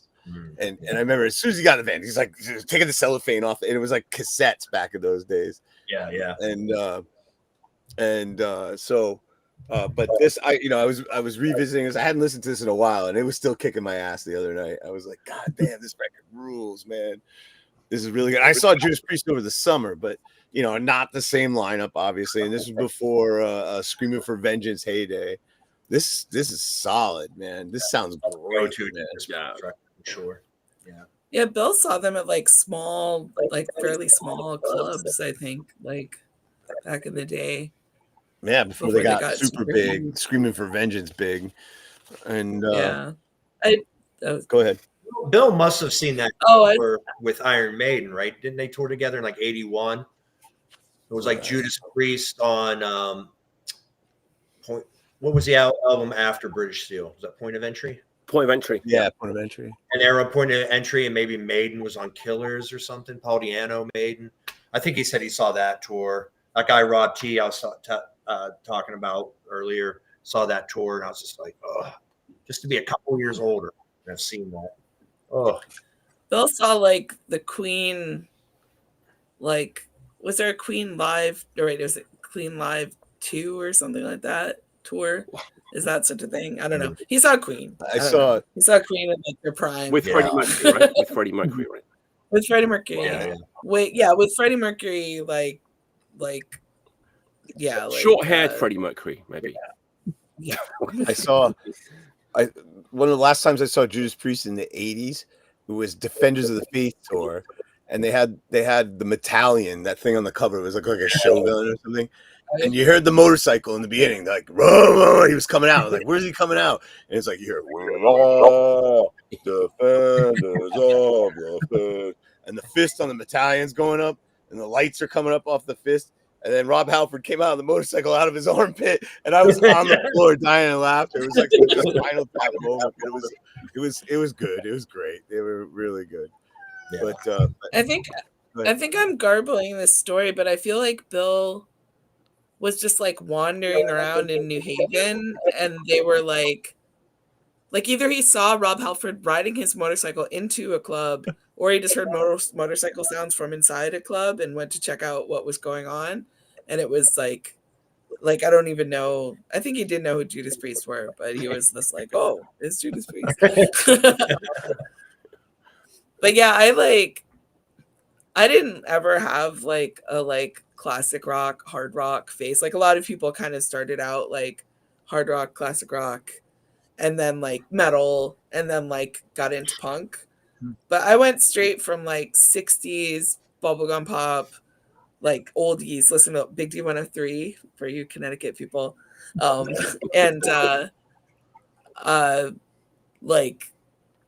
maybe a couple of like new wave things that like, you know, I liked as a little kid, straight into punk. And I honestly, like, the people that I knew who were into like Sabbath and Jethro Tull and shit like that, like I didn't like in high school, so I didn't.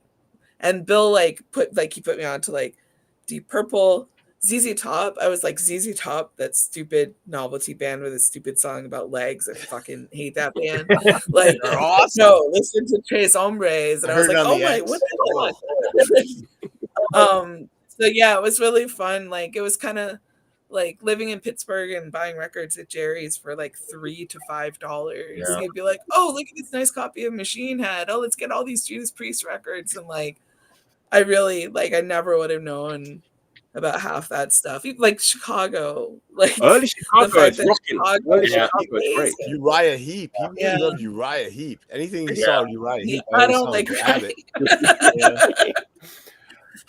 I found some songs I like, but we have so many Uriah Heep records, and I'm like, meh. But yeah, he loved Uriah Heep. Sweet, yeah, like the glam rock stuff. Yeah, glam rock. Sweet, yeah, the sweet. Yeah. Okay, mate. This is going very nicely. This ties into my last pick. There, see? I mean, Eric was throwing me a couple meatballs. I was like, oh, okay. There's still people showing up. He's late. It's okay to be late. Raise your glass. There's still one more round. There's still one more round. Last round might be the best. Okay, so maybe I don't know if this has kind of changed in sort of modern times, but like back in the day, I was the kind of person that Rachel just described, someone who started off in like heavy metal and heavy rock and then kind of got into punk. So Bill and I would spend a lot of time talking about like Witchfinder General and all sorts of heavy rock and heavy metal. And I was like, it's kind of hard to find someone who's like, you know, a politically principled punk who is not afraid to listen to like Witchfinder General. And like, I know, I always like, it was kind of hard to find a friend who would listen to Conflict and like Cloven Hoof. I know it's like, there are a lot of people like heavy metal is the enemy of punk kind of thing, you know? So it's like, I used to love talking about Bill at 3 o'clock in the morning in Japan on a Tuesday morning about like heavy rock and stuff like that. Jim, did you say Uriah Heep a couple of minutes ago? Yes. Thank you for saying that, because I like Bill was a huge fan. And so I was like, okay, there's only going to be 2 people ever in the history of this show that are going to show an Uriah Heep record. It's either going to be Bill or me. So I'm going to seize the day, and I've got a heap. So, first album, Rachel, you still haven't come around, right? You said you like Saalepower. Yeah, that's a good one. No. Salisbury. Hey, look at yourself. Yeah, that's a good one. I mean, you know, I spent quite a few hours talking about Uriah Heep with Bill. Yeah. Ooh, that's a good one too. The Magician's Birthday. I think that's the one I saw him buy in the truck stop. Yes. Should I go on? Demons and Wizards. I did play the Magician's Birthday for Bill's birthday once. Right? See? He loved Uriah Heep. It's fine. It's hard to find a punk who likes Uriah Heep. There's not many of us out there. You know what I'm saying? I can go pretty deep too. Like Sweet Freedom is a good one. if you don't have that in the collection. Wonder World. Getting really deep now with the Uriah Heep. Wow. They had a lot of records. A lot of records, right? Firefly. Another good one. This is going to be my official pick for the list because this is supposed to be their sort of new ever British heavy metal record. Let's see if my guess is right. Oh, yeah. Wow. Yeah, wow. I know, man. It was kind of special to me. It me sounds kind of like a little bit throwaway, but it really was nice to kind of talk about a punk. You know, talk to a punk about like just Uriah Heep and all this like heavy rock stuff, and like it was so much That's fun. what the seeds are, you know. Yeah. So, thanks, Bill. We shared a love for Uriah Heep, which I appreciate. That's where you came from, you know. Yeah. This is on Bronze Records too. The Bronze, Motorhead, right back in the day. Motorhead and Girl School. Girl School, yeah. Yeah. I have a compilation, a bronze record compilation called like Spending a Quiet Night. Yes, it's got the amazing cover, right? Everyone's like pass out on the couch with beers.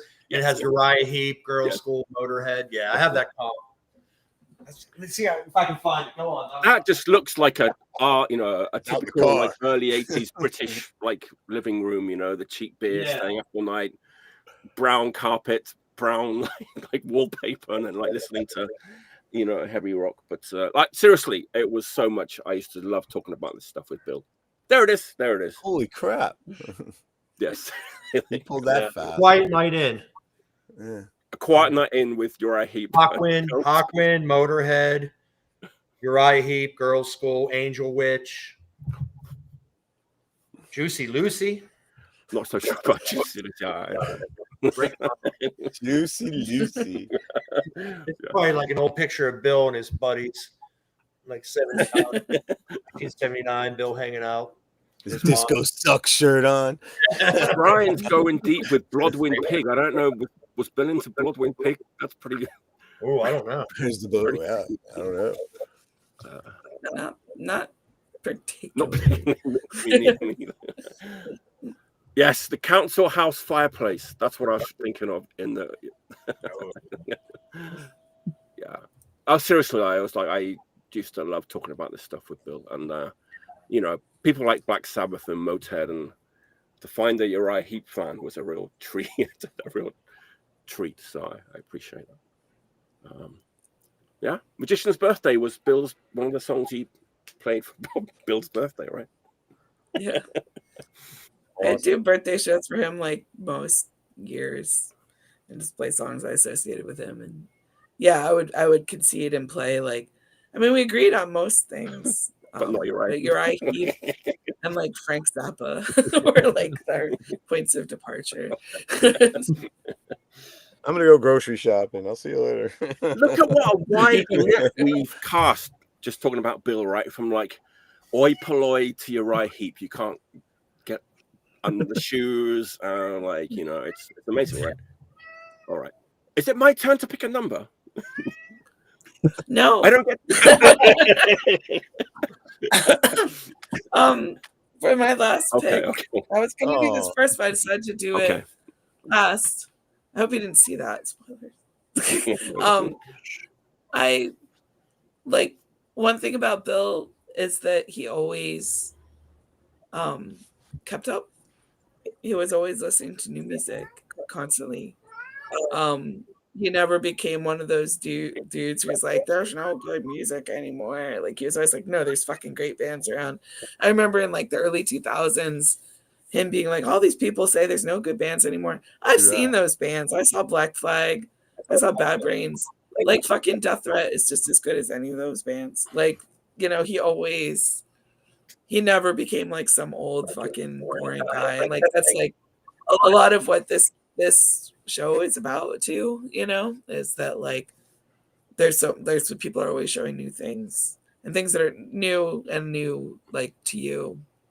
There's so much like just constant like discovery, and like something that's been really hard has been all the things that happen that I hear, that I think about, that I see, that like I would like to tell Bill about, and I would like to, you know, share with him and hear what he thinks. And this is like a new record that just came out last month, and I think it's really fucking special. Like I think it's really different from what things sound like right now. And I really love it, and I wish more than anything that Bill could hear it and I could hear what Bill thinks about it. But it's this band. Oh yeah, that is a good one. It's so fucking good.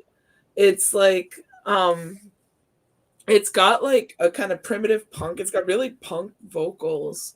It's got these like groovy post-punk bass lines that are like Gang for the Fall, like Eurodance, you know, which is the same, like Eurodance and the Fall are kind of the same thing. But like it's like so like groovy and dancey. This makes it sound horrible, but like it's not like but it's and then it's got these kind of like, it has like a narco like martial like drums in it.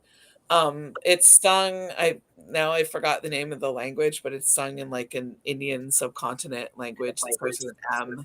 I should have written down. And it's, I don't like the there's a lyric sheet that's entirely in that language. There's like, but from like the samples that are in English, and from there's a spoken intro in English, you can tell this is a song. This is about like diaspora and about colonization. It's I believe they're based out of Barcelona. Okay. Yep. But their singer grew up in the UK, and his background is like Indian. And it's members of this band Belgrado, who are really great, and Fata Morgana. So many great bands in Barcelona right now. And yeah, it's just like, it's like funny and biting commentary on colonialism. And it's just an amazing record. Like the whole thing like flows. Like I can't even like pick out my favorite songs. The whole thing just like flows together perfectly as an album. Yeah. It's called Shakti. Shakti, right? Shakti. It's on La Vida es un Moose, so it's easy to find. I love the cover too, man. It's just like so, Yeah, it's awesome. You played that on the 0 hour. Yeah. Yeah. But yeah, this I haven't been this excited about a new record in a long time, and I listen to like, you know, everything. Like I listen constantly to new music. So, and there's, yeah, it's really cool to see somebody doing something that is just totally different from anything I've heard before. So it's really, really cool. How's all like the little sample? What's that? Sorry, Eric, go ahead. I'll just say I've seen that record around. I was always curious what it was. Yeah. Just come out, right? Yeah, it's a striking. It's no a beautiful cover. It has a giant, like, it's a big poster with all the lyrics that I can't read. I gotta do like a Google translate like thing. What's that? La Vida is like such an incredible label. Yeah. Check out anything, you know, that he releases, and that Hyper new output is just coming out. I'm really excited for that. The new industry. Yeah. I haven't even listened to that yet. I'm really excited. That band is great. That first LP is great. Yeah. That label's incredible. Yeah.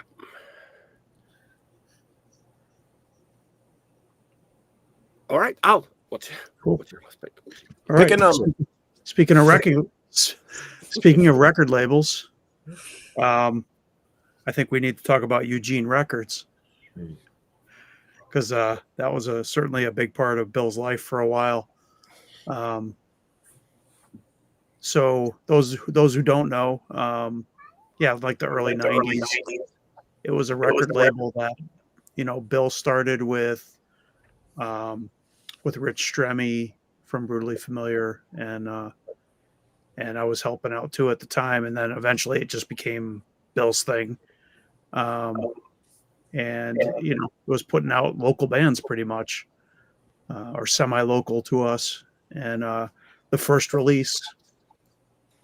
proper release was Brutally Familiar, TV Land, which was a band that Bill played guitar in. And probably, I would say, my favorite Bill band out of all the bands. Just because they were weird as hell. From the demo right through, I think the later stuff that they recorded was a little more straightforward, but this early stuff was, it had like grunge influences in it, and it's just weird. Like even the song TV Land, it's like I can't even describe it. It's got like some of the stuff sounds like Rollins Band.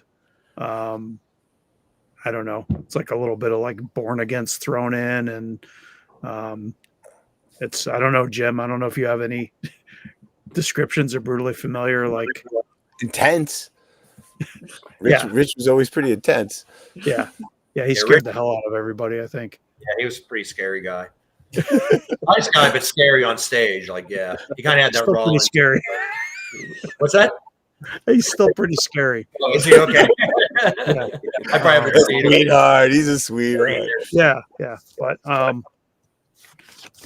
yeah. So this record, again, like, we had put out in my old band, Process of Elimination, we put out a 7-inch, but we didn't know what we were doing at that time. We really didn't know too much more by the time this one came out. So, we were all kind of working on it together and get it out there.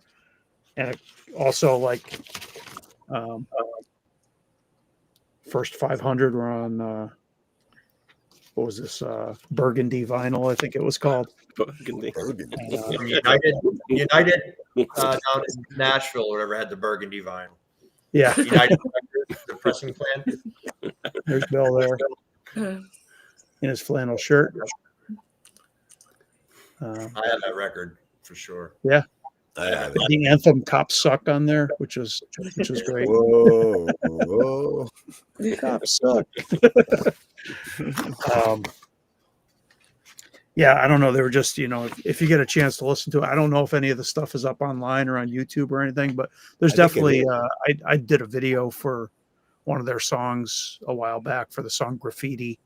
So those who don't know what Brutally Familiar sounds like, you could check that out at least and get a taste. And, those records probably aren't too hard to find on Discogs. I don't think they go for much, but yeah, they were super intense, super unique. I remember even like when their demo tape came out, John Krupa from Deformed Conscious in his zine compared them to the Red Hot Chili Peppers. Like, that's how weird their sound was. I remember they were not happy about that at all. Because I think there was like one or two songs that had a little slap bass in it, like in one or two parts. So yeah.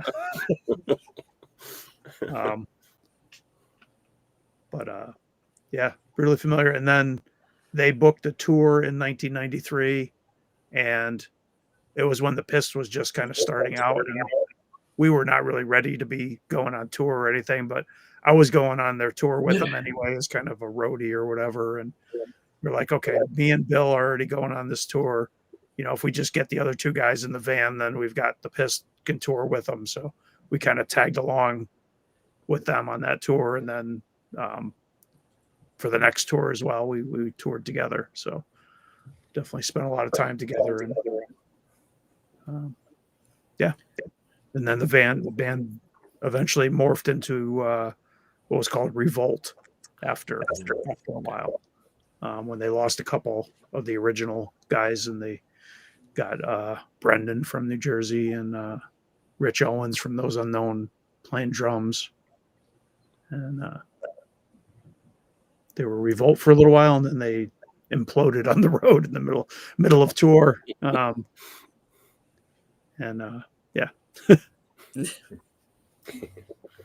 That's never a good thing. No. Right. Long ride home. Yeah. Yeah, well, those guys went, the Pist continued on and finished the tour without the rest of Brutally Familiar. Okay. Yeah. I think I remember that. I remember that happening. Yeah. Yeah, there was a lot of, I think some of it was one of the guys, was having some, I think, mental health issues, being away from home, and got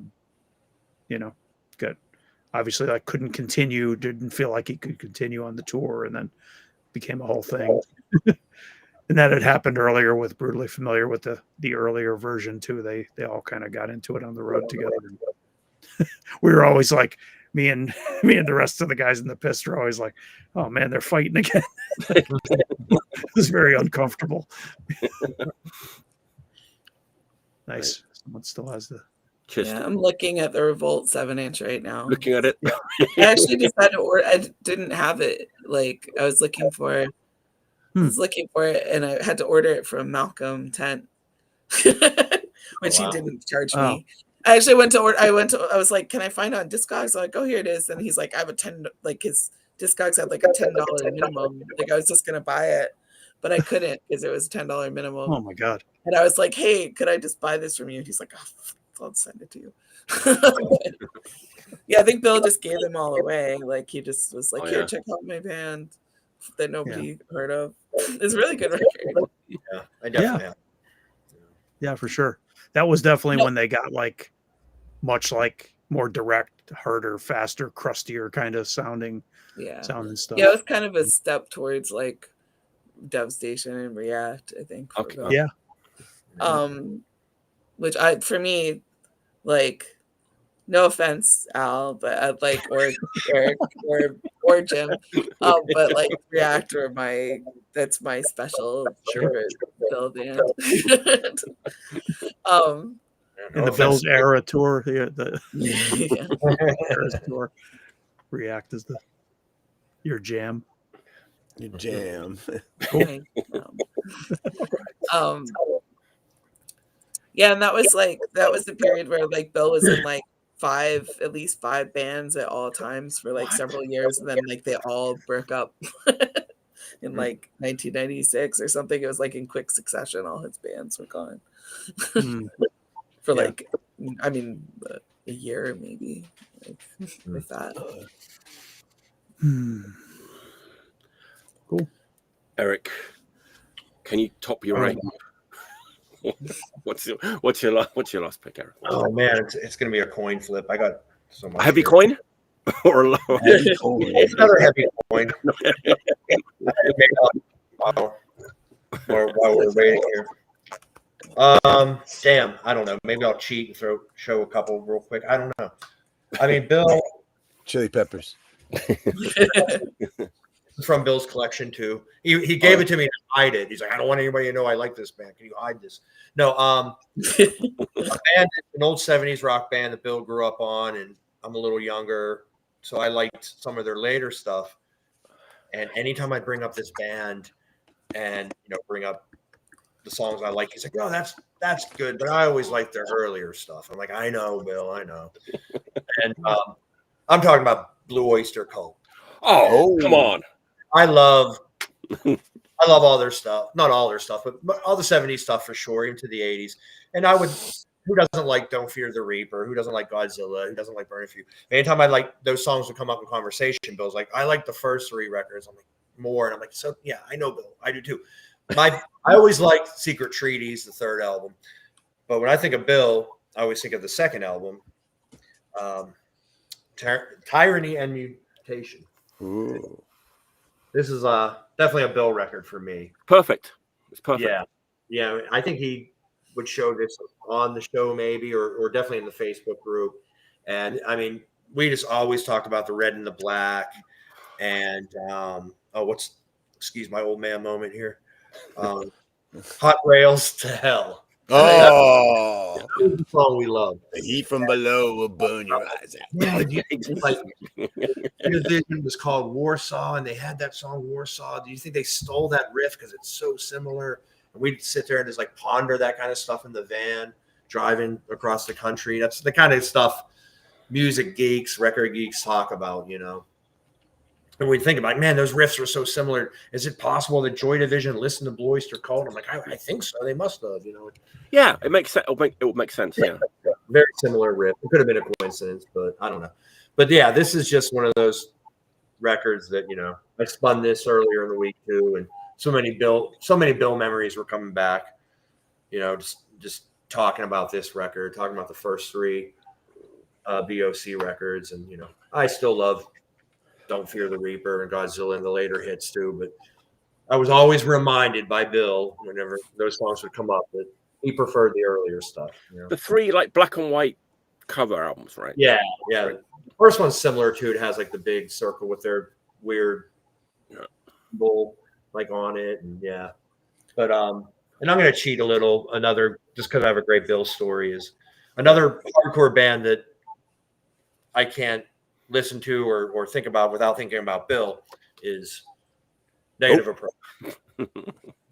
And when Costa Christ was like doing all those cover sets, and one of our early covers we did, I don't know, Al, if the Pist did this song too. Did you guys do Can't Tell No One? Yes, they did. Yeah. So we stole a lot of your covers. We did the Flipper cover, this cover, the Naked Reagan cover. They were all like songs that the Pist covered, and Costa Christ took them and covered them in our cover sets. What was great about this, there's another one. Bill's like, oh yeah, let's do Can't Tell No One. And I was like, oh, I know the song obviously, but I'm gonna have to like, you know, study the lyrics and stuff. He's like, don't worry, I know them. So Bill gave me the guitar. I played the guitar, and Bill took the mic and did lead vocals for a Negative Approach cover. And we did it live, and everybody in the room just big smile, laugh, like to see Bill fronting a band. You always saw Bill as the guitarist, and then Bill gets up there and he can't tell no one what to do. And it was amazing. It was. I mean, I would just sit there and play guitar and just like giggle and look over at Corey, and we're just like, "You seeing this?" And like, there's photos of it somewhere. I think we did it at ABC No Rio, and I know there's definitely photos out there that maybe Lisa took or some. I can't remember who took the photos. And just Bill in the crowd, you know, singing Negative Approach, and everyone's got the fist up singing along, and it just, what a great image, you know. And I'll end my choices. I'm going to end on that. Just seeing Bill in my head. Can't tell no one what to do. Amazing time. I haven't heard that. I obviously haven't heard that version, but I can hear it. You can hear it. I mean, yeah, he did the John Bryan. Well, Eric, you're doing a really good Bill singing impression. Yeah. But like, yeah, we would just. I remember, yeah, when he wanted to do this cover, and he's like, "Don't worry, I'll sing." And I was like, "Okay, I got to see this." So I gladly took the guitar, and he took the mic, and we did it a few times live, and it always went over really well. People were just cracking up, like, "Oh my God, look at Bill singing!" So good. But yeah, that's my last choice. Beautiful. Of Bill singing taking the mic and singing, putting down the guitar and taking the mic. Nice.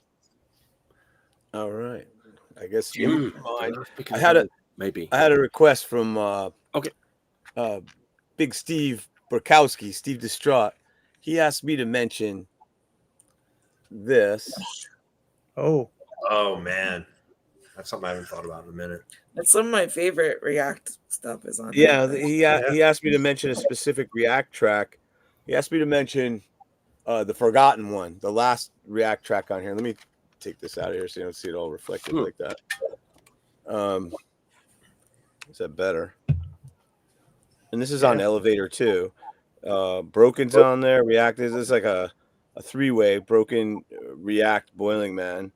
It was like, I want to say this came out like 2000, but and Bill and Pete recorded this, and those are Todd Rogers' hands on there. and his feet on the back. But you know, I remember we were just driving home from Philly last week, and Steve was like, "You gotta mention the forgotten one, the anti-heroin song," and you know, React's heavy, you know, and Jen singing on that is really, really good. And there you go. But you don't hear about this CD too much anymore. I re-listened to it today. I was like, wow, I haven't listened to this in a long time myself. I completely forgot about that one. And Yeah. Yeah, So- you showed it. I was like, oh my god. You gotta pull that out too. that one's Steve Burkowski wanted me to mention that. And Nice. what was the other one here? Oh, and then we didn't really talk about this much, but worth a mention. Yeah. Oh, This is heavy as hell too. And then, you know, and you could hear in later React before you guys moved down to Pittsburgh, you could hear some of it come out in here. Some of those tracks for sure, you know, and it was like the perfect morphing, you know, it was like, all right, you know, and then Dave's, you know, prolific lyrics, his lyrics go on forever. I was like, how does he do this? How does he remember all that? You know? Yeah, how does he memorize this? How does he memorize all of that? I was like, blows my mind. But I can those, it was, you know, it was like the perfect connection from React once they broke up to Behind Enemy Lines. It was a good place for those riffs to find a home, you know. And so I write a lot of words. A logical jump, you know. I write a lot. I was talking to Rachel today. A quick Ausmuteants never recorded with Bill, but we had kind of a transfer show with you guys. Remember at Laga? Mm-hmm. Like it was his last show when he was playing with Broken, and I remember we played with you, and it was his first show with you, and Dave was wearing that pig mask, and he had that penis crucifix staff, and he said, "Jim, will you help me get on stage? I can't see in this mask." It was really dark. He wanted to come out on the stage of that thing. You know where I'm going with this, Eric. And he couldn't see. I was helping him up on the stage, and he decked me with that penis crucifix, and I saw stars. It was like a total accident. And he left a mark on me too. I was laughing. It hurt, but I was laughing. I was like, I just got decked with a penis crucifix. I got hit with like one of the nails. Yeah. The He's like, I can't see in this mask. Nailed to the cross with it. It may even cut you open if I remember correctly. Yeah. Yeah, Bill was. But I was like, I got hurt. Yeah, there it is. Oh, there it is. Yeah. That's a real. That's good memory. Dave in the. That's in the Dave mask in and with the Dave's cross in there. photograph. Yeah, that is Dave in the photo. Yeah. I remember going over to his house, and he had spent like an insane amount of money on these dildos, and was like, Matt went to the. Where are they now? And I can only imagine. It's for a record cover, really. It's a pop for a record cover, honestly. The best thing about that, you guys remember the band Harem Scarum, right? Harem Scarum? Yep. And they were like an all-women band, and we would play a lot with them around that time. And it may have been, I don't know if it was that show, Jim.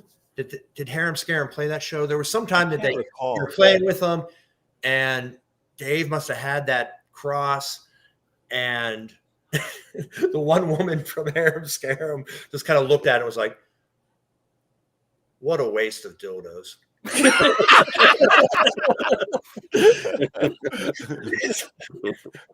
Dildos were nailed to the cross, and she was just like, what a waste.